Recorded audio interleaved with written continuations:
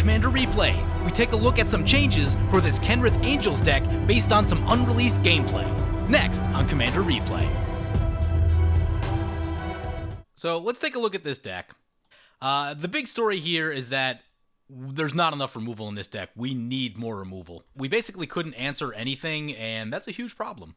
As long as I didn't miss any, this is all of the removal in the deck. This is 6 cards.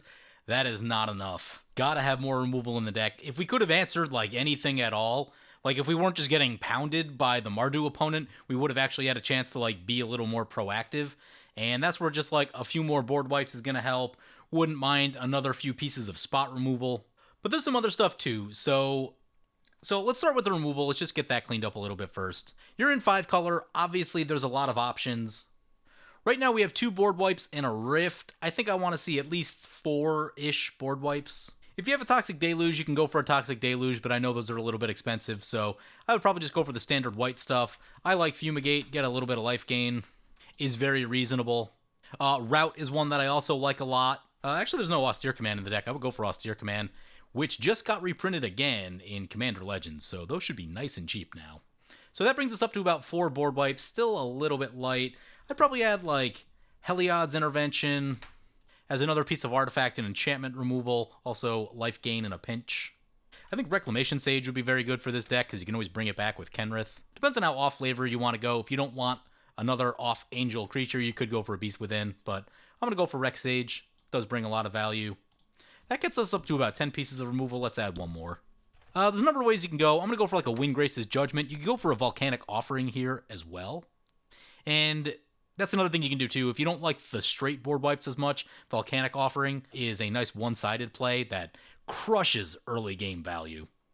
And obviously there's a bunch of cheaper things you can do too. Swords, Path, Despark, that type of stuff is also really helpful. So that gets us up to 11 pieces of removal. That's going to be a little bit better. Still not like, I'd still probably run a bit more personally. Oh, there's a Swords right there that I missed. So there's 12. So that's about average for like a mid-power deck, and that should help us function just a little bit better. But we will need to cut some stuff out of the deck to accommodate for that. The other thing too, like conceptually with a deck like this, and this is what's so tricky, is that Kenrith gives you a lot of options. Having a priority of how you want your deck built is really important with this. So like, if you want to be a ramp deck first, you want to like establish that goal in your mind. If you want to be a reanimator, which it doesn't look like this deck is doing that much, but you could go down this whole path of like Buried Alive, Entomb, every red card that dumps things into your graveyard, and then using Kenrith, Animate Dead, Reanimate, and all that stuff to pull all the angels out of your graveyard is another way to go about that, which could be kind of cool as well, but it looks like we're more geared for the ramp side of things. But since it looks like we're on the ramp side, I'll stick more to that instead of jumping deep into the Reanimator stuff. But note that that is an option that you could do. Oh, one thing I wanted to get in here too is an Oketra's Monument for the ramp. Your commander is white and many of your creatures are white, so it's going to help a lot. Also, it'll just throw some random bodies into play, which can be helpful for blocking, or if you want to sacrifice them to Krav, that's kind of nice too. Let me make a ramp pile over here just to see what our ramp looks like. Alright, so it looks like there's about 16 ramp cards in the deck. That's pretty good. Especially when you're talking about big expensive angels trying to get those in. I guess 17 with the Great Henge. That's pretty good. We could probably lighten up just a little bit. Maybe like 1 slot. Great Henge I'm like not completely sold on in this deck. Just because the creatures are kind of expensive, but we'll see, we'll see. So, cards that I would add. I also want to get a Zendikar Resurgent into the deck. I think it's going to be better than the Great Henge because of the mana doubling. Like we saw right there, we had a bunch of creatures in our hand. It was hard to get them into play. The other thing that I think this deck wants is a Lurking Predators. We're going to make a pile for the Cheaty Face enchantments, so let's take a look at Lurking Predators. Wild Pair could make sense too, although, well, it's a little clunky to get that. Maybe just Lurking Predators for now. Yeah, let's do it.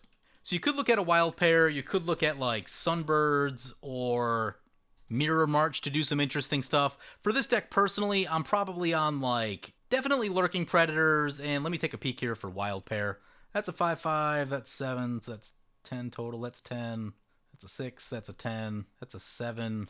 Yeah, a lot of your angels actually have similar power and toughness. So I could see going Wild Pair because you cast 1, you get 2, and getting 2 is really cool. You may need to rework the creatures in the deck a little bit if you want to go that way about it, just to make sure that there's at least 2 of everything. But yeah, I would probably add these in since we're doing the ramp thing and our goal is to try to get creatures into play. These will definitely speed that process up. I think I'm going to cut a ramp spell from the deck. I think I can live without a Farseek. It's fine, but when you're trying to get to 7 drops, ramping on 2 doesn't do that much for you. But we are a bunch of cards over right now. We've got 33 creatures. Probably need to bring that down just a teeny bit.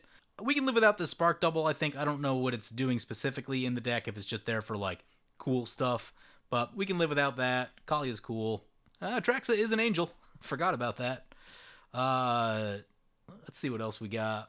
I would probably cut Resplendent Angel, but I assume it's in here to do the life gain ability with Kenrith, and that could actually be kind of cool, so we'll leave it. I don't think you need a Dark Confidant in this deck, honestly, because you've got like 7 drops. Seems like a lot of life loss. You can get rid of that. If you're doing like some CEDH low to the ground, everything costs 2 mana, then sure, Dark Confidant. But yeah, in this deck, I don't think you're going to need that. Still 6 cards over. Honestly, I would cut Necro, because you want to discard your stuff and you don't want to get it exiled. Also, triple black is not a picnic. I might go down 1 removal spell. I'm just going to cut the Rex Sage. It could be any card, honestly, but just to get rid of 1. I'm going to resort by Convert a Mana Cost here, see what our CMC looks like. Not too bad, honestly. We could cut a 5-drop. I think cutting a 5-drop would make me a little bit happier. We going down Windgrace's Judgment? I don't want to, but probably should. Yeah, we'll go down Windgrace's Judgment. Just because it competes with a lot of our creatures. It's going to be kind of a tough choice between, do you cast a creature, do you hold up Windgrace's Judgment? So we'll get rid of that. Does cut our removal down a little bit. We'll need to be more careful. See if we can add something back in. I'm not sold on Incubation Druid. Is that like a...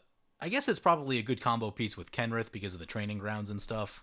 And I guess, yeah, you pay 3 to adapt, and then you get the mana right back. Okay, yeah, that makes sense. I'm on board now. Honestly, I'm kind of looking at cutting this Nature's Lore. I'll be honest, in my Angel deck, and I get that this deck is very different than my Angel deck because of the presence of green, but in my Angel deck, I really don't run that much 2 CMC ramp because when you're trying to get to 6 and 7 drops, ramping on 2 doesn't do that much. It helps a little, it doesn't help quite enough. And we've got like Exploration and stuff in the deck, which is really cool. So even if you just like draw some cards here and there, you can pump in the lands that way, which I really like. Maelstrom Archangel is cool. Of course, everyone always wants this to be legendary, but then it would just be like Joda.deck and Maelstrom Archangel into Time Stretch, and it would be real dumb. So, you know, as much as everyone wants it to be legendary, I'm kind of glad it's not. But, you know, now that Joda's a thing, it probably doesn't even matter that much anymore. But honestly, I would probably cut this Platinum Angel. I've cut Platinum Angel from my decks because it's one of those things that just soaks up so much attention. People just like, they get fixated on it. They just like can't not be focused on it the whole time. So I would probably cut it because it tends to eat removal at like an alarming rate. Sure, every once in a while you get to live that dream and like you'll be at negative life and Platinum Angel will stay in play and that's all cool and stuff. But, you know, I don't use Platinum Angel that much anymore in my deck. 1 cut to go. You know, honestly, I could see cutting the Great Henge from this deck. I would need to play it more. This isn't like a mono-green ramp deck necessarily, where Great Henge makes a ton of sense. Angels are smaller than your big dumb green creatures. 5 or 6 power is usually about as big as they get, which means you're still paying something into the Great Henge. Like, we paid 4 into it, which is totally fine, but it's just something to think about. I know it's a crazy card and it does so much, but like, is it right for this deck? More testing needed to really answer that question. I know in like just about any other deck, sure, yeah. It's just insane, and it's going to be a game winner most of the time, but... You know what's also not in the deck? There's no Mass Reanimation in the deck. I might look at something like a Living Death, even like an Animate Dead. Living Dead, Animate Dead, Rise of the Dark Realm, something like that, but, you know, you gotta be careful with the mana curve if you're going for Rise. We need to cut 1 card. I'm gonna go for this Resplendent Angel just so I don't have to cut a bigger Angel, but there are totally a ton of reasons why you could keep Resplendent Angel in the deck. But anyway, that balances out things a little bit more, gives us a lot more removal, which was really the story here, is just that we didn't have removal. And actually, I did cut 1 or 2 pieces. We're around 10. But more importantly, we have some board wipes. I'd probably still try to add like just a D-Spark or something like that, even a Beast Within. Some ability to remove problems when our opponents play some nasty stuff. We have some ways to cheat more creatures in too, like with Lurking Predators and Wild Pair, and that's going to be really cool. Cast 1, get 2. It's the buy 1, get 1 free of Commander. You can also go for Sunbird's Invocation here as well if you want, but you got to be careful just because of the mana curve. Angels already take up your higher CMC slots, so it's hard to go wild right there. But before we wrap up, there's one thing I want to talk about. So I would probably try to add these in. It's going to be tough. People have different levels of sentiment for different angels, so like figuring out which angels are okay to cut and which ones are not is going to be tough for me without, just talking with the deck's creator. But the two most undervalued angels consistently when I look at angel decks are Angelic Arbiter and Chancellor of the Annex. So most of the angels that people run all do good things for you. These two do bad things for your opponents, so it makes it really difficult for them to attack. They're forced into a tough choice with Angelic Arbiter, which usually ends up in them losing like half of their turn. Or they can't go wild with value if you have a Chancellor of the Annex in play.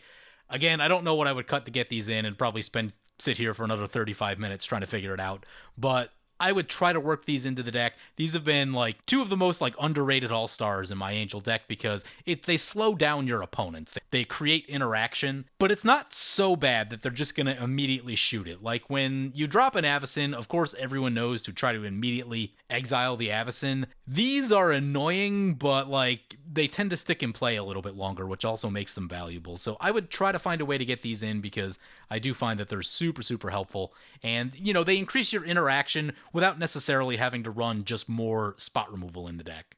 So anyway, that's been Kenrith Angels. Hope you guys enjoyed this video. As always, feel free to comment, like, or subscribe. Thank you for watching. I want to thank my awesome Patreon supporters. You guys are awesome.